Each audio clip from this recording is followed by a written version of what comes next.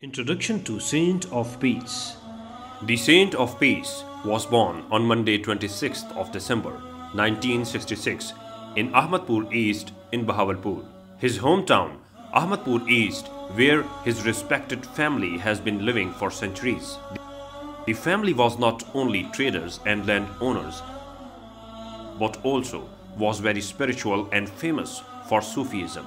One of his ancestors, Maulana Abdul Haq, migrated from Ghazni, Afghanistan to Bahawalpur state around 2 centuries ago. He was a Sufi and had a mindset of a dervish.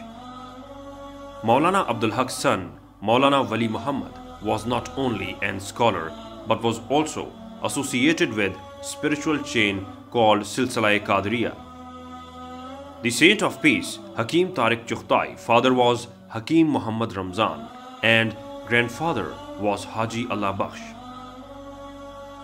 Both his father and grandfather landlord by profession like their ancestors. Fear of God, service to humanity and love for all are the qualities that are inherited and integrated in the family for centuries.